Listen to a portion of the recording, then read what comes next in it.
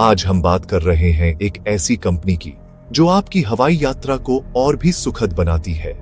इसका नाम है ट्रैवल फूड सर्विसेज लिमिटेड, जिसे हम TFS के नाम से भी जानते हैं। यह कंपनी एयरपोर्ट्स पर खाने पीने की सुविधाएं प्रदान करती है। जब आप फ्लाइट का इंतजार कर रहे होते हैं तो आपको जो कैफे, फूड स्टॉल्स और आरामदायक लाउंज दिखते हैं, उनमें से कई TFS द्वारा ही चलाए जाते हैं। ये कंपनी सिर्फ एक वेंडर नहीं है, बल्कि एयरपोर्ट पर मौजूद एक बड़े फूड इकोसिस्टम का हिस्सा है। ये यात्रियों को कई तरह के ब्रांड्स और व्यंजनों का अनुभव कराती है, जिससे उनकी यात्रा का अनुभव बेहतर होता है। कंपनी का मकसद हर यात्री को गुणवत्तापूर्ण भोजन और सेवा देना है, चाहे वह जल्दी में हो या आराम से अपनी फ्लाइट का इंतजार कर रहा हो। अब यह कंपनी शेयर बाजार में कदम रखने जा रही है। TFS अपना इनिशियल पब्लिक ऑफरिंग यानी IPO लॉन्च कर रही है। IPO के माध्यम से कोई भी कंपनी पहली बार आम जनता को अपने शेयर बेचती है और स्टॉक एक्सचेंज पर लिस्ट होती है। TFS का IPO 7 जुलाई 2025 को खुलेगा और 9 जुलाई 2025 को बंद हो जाएगा। यह उन निवेशकों के लिए एक मौका है जो देश के बढ़ते एविएशन और ट्रैवल सेक्टर का हिस्सा बनना चाहते हैं। एयरपोर्ट्स पर यात्रियों की संख्या लगातार बढ़ रही है और इसके साथ ही वहां खाने पीने की सेवाओं की मांग भी बढ़ रही है। TFS इसी बढ़ती मांग को पूरा करने वाले बाजार में एक महत्वपूर्ण खिलाड़ी के तौर पर काम कर रही है। कंपनी का बिजनेस मॉडल सीधे तौर पर हवाई यात्रा करने वाले लोगों पर निर्भर करता है। जैसे जैसे ज्यादा लोग हवाई जहाज से सफर करेंगे, वैसे वैसे TFS जैसे ऑपरेटरों की कमाई भी बढ़ेगी।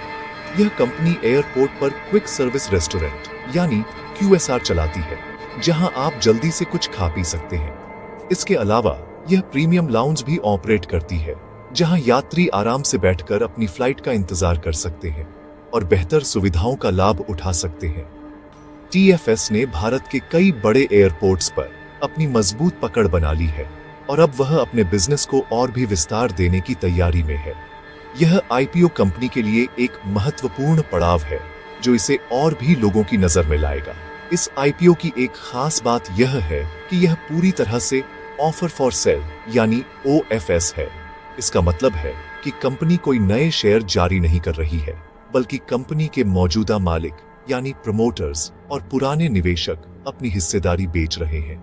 इससे जो भी पैसा आएगा वह सीधा कंपनी के खजाने में नहीं जाएगा, बल्कि शेयर बेचने वाले शेयर धारकों को मिलेगा। यह जानकारी निवेशकों के लिए बहुत महत्वपूर्ण होती है, क्योंकि इससे पता चलता है कि IPO लाने का मुख्य उद्देश्य कंपनी के लिए पूंजी जुटाना नहीं, बल्कि मौजूदा शेयर धारकों को बाहर निकलने का एक रास्ता देना है। फिर भी एक स्थापित और मुनाफे वाली कंपनी का बाजार में आना निवेशकों के लिए हमेशा एक दिलचस्प अवसर होता है। आइए अब इस IPO से जुड़ी कुछ महत्वपूर्ण जानकारियों पर नजर डालते हैं। जैसा कि हमने बताया, यह IPO 7 जुलाई से 9 जुलाई 2025 तक खुला रहेगा। कंपनी ने अपने हर शेयर की कीमत का एक दायरा तय किया है, जिसे प्राइस बैंड कहते हैं। TFS के IPO का प्राइस बैंड 1045 रुपए से 1100 रुपए प्रति शेयर रखा गया है। इसका मतलब है कि निवेशक इसी कीमत के बीच में अपने शेयर के लिए बोली लगा सकते हैं। इस IPO का कुल साइज लगभग 2000 करोड़ रुपए है।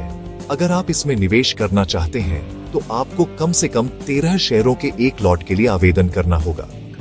यानी एक लॉट खरीदने के लिए आपको लगभग 14,300 रुपए का निवेश करना होगा। यह जानना भी जरूरी है कि इस कंपनी के पीछे कौन लोग हैं। TFS के मुख्य प्रमोटर्स में कपूर फैमिली ट्रस्ट और इंटरनेशनल SSP ग्रुप शामिल हैं। कपूर फैमिली ट्रस्ट के हॉस्पिटैलिटी ब्रांड के तहत काम करता है, जो हॉस्पिटैलिटी सेक्टर का एक जाना माना नाम है। वहीं SSP ग्रुप एक ग्लोबल कंपनी है, जो ट्रैवल लोकेशन पर फूड और बेवरेज आउटलेट चलाने में विशेषज्ञता रखती है। IPO से पहले कपूर फैमिली ट्रस्ट के पास कंपनी की 51% हिस्सेदारी थी और बाकी 49% हिस्सेदारी SSP ग्रुप के पास थी। इन दोनों बड़े समूहों का अनुभव और विशेषज्ञता ही TFS की सफलता का एक बड़ा कारण है। यह प्रमोटर बैकग्राउंड कंपनी को एक मजबूत आधार प्रदान करता है। जैसा कि पहले बताया गया, यह IPO पूरी तरह से ऑफर फॉर सेल यानी OFS है। इसका मतलब है कि प्रमोटर्स अपनी कुछ हिस्सेदारी बेच रहे हैं। इस आईपीओ के जरिए लगभग 1,82,00,000 शेयर बेचे जाएंगे। जब प्रमोटर्स अपनी हिस्सेदारी बेचते हैं तो इसके कई कारण हो सकते हैं। कभी कभी वे अपने निवेश पर मुनाफा कमाना चाहते हैं, या फिर वे अपनी हिस्सेदारी को कम करके कंपनी में विविधता लाना चाहते हैं। निवेशकों को यह समझना चाहिए कि कंपनी को इस आईपीओ से कोई सीधा फंड नहीं मिलेगा, जिसका इस्तेमाल वह अपने विस्तार या कर्ज चुकाने के लिए कर सके। यह पूरी तरह से मौजूदा शेयरधारकों के लिए एक लिक्विडिटी इवेंट है, यानी उन्हें अपने शेयर बेचकर पैसा बनाने का मौका मिल रहा है। किसी भी आईपीओ में एंकर इन्वेस्टर्स की भूमिका बहुत अहम होती है। एंकर इन्वेस्टर्स वे बड़े संस्थागत निवेशक होते हैं जो आईपीओ खुलने से एक दिन पहले ही कंपनी में बड़ा निवेश करते हैं। टीएफएस ने 4 जुलाई 2025 को ही एंकर इन्वेस्टर्स से लगभग 600 करोड़ रुपए जुटा लिए हैं। इन निवेशकों में ICICI prudential mutual fund, axis mutual fund, Kotak mutual fund और अब्बू धाबी इन्वेस्टमेंट अथॉरिटी जैसे कई बड़े नाम शामिल हैं। एंकर इन्वेस्टर्स का निवेश कंपनी में भरोसे का एक संकेत माना जाता है, क्योंकि ये संस्थाएं पूरी जांच पड़ताल के बाद ही किसी कंपनी में पैसा लगाती हैं। इससे छोटे निवेशकों का भी आत्मविश्वास बढ़ता है। अब बात करते हैं कंपनी की बाजार में हैसियत की। ट्रैवल फूड सर्विसेज अपने क्षेत्र की एक लीडर कंपनी है। एयरपोर्ट पर मौजूद क्विक सर्विस रेस्टोरेंट यानी QSR सेगमेंट में कंपनी की बाजार हिस्सेदारी लगभग 26% है। इसका मतलब है कि एयरपोर्ट पर हर 4 में से एक QSR आउटलेट TFS से जुड़ा हुआ है। इससे भी ज्यादा प्रभावशाली बात यह है कि एयरपोर्ट लाउंज सेगमेंट में कंपनी का दबदबा और भी बड़ा है। यहाँ TFS की बाजार हिस्सेदारी लगभग 45% है। यह आंकड़े बताते हैं कि कंपनी ने अपने बिजनेस में एक मजबूत मुकाम हासिल कर लिया है और वह अपने प्रतिस्पर्धियों से काफी आगे है। यह मजबूत बाजार स्थिति कंपनी को बेहतर सौदेबाजी की शक्ति और विकास के ज्यादा अवसर देती है। कंपनी का ऑपरेशन भारत के साथ साथ विदेशों में भी फैला हुआ है। वर्तमान में TFS भारत के 14 बड़े एयरपोर्ट्स पर अपनी सेवाएं दे रही है। इनमें दिल्ली, मुंबई और बेंगलुरु जैसे देश के सबसे व्यस्त एयरपोर्ट भी शामिल हैं। इन प्रमुख एयरपोर्ट्स पर मौजूदगी कंपनी की कमाई का एक बड़ा आधार है। भारत के अलावा कंपनी मलेशिया के 3 एयरपोर्ट्स पर भी काम कर रही है, जो इसके अंतरराष्ट्रीय विस्तार को दर्शाता है। यह व्यापक नेटवर्क कंपनी को हर दिन लाखों यात्रियों तक पहुंचने का मौका देता है। जैसे जैसे इन एयरपोर्ट्स पर ट्रैफिक बढ़ेगा, कंपनी के बिजनेस में भी स्वाभाविक रूप से बढ़ोतरी देखने को मिलेगी, जो निवेशकों के लिए एक सकारात्मक संकेत है।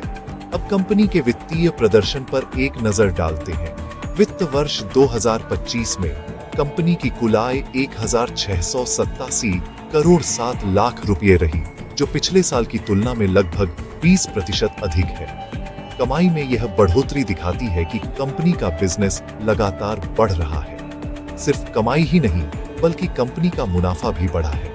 इसी अवधि में कंपनी का टैक्स चुकाने के बाद का मुनाफा 369 करोड़ 7 लाख रुपए रहा, जिसमें पिछले साल के मुकाबले 27% से ज्यादा की बढ़त दर्ज की गई। ये वित्तीय आंकड़े बताते हैं कि कंपनी न केवल अपना बिजनेस बढ़ा रही है, बल्कि वह इसे मुनाफे के साथ कुशलता पूर्वक चला भी रही है। एक लगातार बढ़ती और मुनाफे वाली कंपनी निवेशकों को हमेशा आकर्षित करती है। कंपनी की सफलता के पीछे एक बड़ा कारण उसकी मजबूत ब्रांड पार्टनरशिप भी है। TFS अपने आउटलेट्स पर कई लोकप्रिय राष्ट्रीय और अंतर्राष्ट्रीय फूड ब्रांड्स के साथ काम करती है। इससे यात्रियों को अपने पसंदीदा ब्रांड्स का विकल्प मिलता है और कंपनी की बिक्री भी बढ़ती है। इसके अलावा कंपनी के अपने खुद के ब्रांड भी हैं, जो यात्रियों के बीच काफी लोकप्रिय है। यह मल्टी ब्रांड रणनीति कंपनी को अलग अलग तरह के ग्राहकों की जरूरतों को पूरा करने में मदद करती है। चाहे कोई यात्री सस्ता और जल्दी मिलने वाला खाना चाहता हो, या फिर कोई प्रीमियम डाइनिंग का अनुभव, TFS के पास हर किसी के लिए कुछ न कुछ मौजूद है, जो इसकी सफलता का एक महत्वपूर्ण स्तंभ है। हर निवेश के साथ कुछ जोखिम भी जुड़े होते हैं और TFS के IPO में निवेश करने से पहले इन पर ध्यान देना बेहद जरूरी है। कंपनी का सबसे बड़ा जोखिम उसकी कुछ ही जगहों पर अत्यधिक निर्भरता है। टीएफएस की कुल कमाई का एक बहुत बड़ा हिस्सा, लगभग 86%, सिर्फ 5 बड़े एयरपोर्ट से आता है। इसका मतलब है कि अगर इन प्रमुख एयरपोर्ट्स पर यात्रियों की संख्या में कोई कमी आती है या फिर कंपनी का कॉन्ट्रैक्ट इन एयरपोर्ट्स के साथ खत्म हो जाता है, तो इसकी कमाई पर बहुत बुरा असर पड़ सकता है। यह एक तरह की एकाग्रता का जोखिम है जिससे निवेशकों को सावधान रहना चाहिए। किसी भी वजह से इन एयरपोर्ट्स का ऑपरेशन प्रभावित होना कंपनी के लिए एक बड़ा झटका हो सकता है। दूसरा जोखिम हवाई यात्रा उद्योग की प्रकृति से जुड़ा है। एविएशन सेक्टर बहुत संवेदनशील होता है और इस पर कई बाहरी कारकों का असर पड़ता है, जैसे आर्थिक मंदी, हवाई ईंधन की कीमतों में बढ़ोतरी, कोई महामारी या सुरक्षा से जुड़ी चिंताएं। ऐसी कोई भी घटना हवाई यात्रा करने वाले लोगों की संख्या को कम कर सकती है, जिसका सीधा असर टीएफएस के बिजनेस पर पड़ेगा। जब लोग सफर ही कम करेंगे तो एयरपोर्ट पर खाने पीने पर खर्च भी कम होगा। इसलिए निवेशकों को यह समझना होगा कि टीएफएस का भविष्य सीधे तौर पर एविएशन सेक्टर के उतार चढ़ाव से जुड़ा हुआ है। इस सेक्टर में कोई भी नकारात्मक खबर कंपनी के शेयरों पर भी असर डाल सकती है। इसके अलावा एयरपोर्ट पर बिजनेस करने के लिए कंपनी को एयरपोर्ट ऑपरेटरों से लाइसेंस या कॉन्ट्रैक्ट लेना पड़ता है। ये कॉन्ट्रैक्ट एक निश्चित समय के लिए होते हैं और इन्हें समय समय पर रिन्यू कराना पड़ता है। इस क्षेत्र में प्रतिस्पर्धा भी काफी बढ़ रही है। अगर कंपनी अपने कॉन्ट्रैक्ट्स को रिन्यू नहीं करा पाती है या फिर कोई दूसरा प्रतियोगी बेहतर डील देकर कॉन्ट्रैक्ट हासिल कर लेता है, तो यह टीएफएस के लिए एक बड़ा नुकसान होगा। एयरपोर्ट पर अच्छी लोकेशन मिलना और उसे बनाए रखना बिजनेस के लिए बहुत महत्वपूर्ण है। कॉन्ट्रैक्ट खोने का जोखिम हमेशा बना रहता है, जो कंपनी के राजस्व और मुनाफे को प्रभावित कर सकता है। अंत में, अगर आप इस आईपीओ में निवेश करने का मन बना रहे हैं, तो आपको एक संतुलित दृष्टिकोण अपनाना चाहिए। एक तरफ कंपनी अपने सेक्टर की मार्केट लीडर है, उसका वित्तीय प्रदर्शन मजबूत है और भारत में हवाई यात्रा का भविष्य उज्जवल दिख रहा है। दूसरी तरफ कुछ एयरपोर्ट्स पर अत्यधिक निर्भरता और एविएशन सेक्टर से जुड़े जोखिम भी हैं। इसलिए किसी भी नतीजे पर पहुंचने से पहले कंपनी की ताकत और कमजोरियों दोनों को तौलें। सिर्फ ग्रे मार्केट प्रीमियम या दूसरों की सलाह पर निवेश न करें। अपनी जोखिम लेने की क्षमता को समझें और पूरी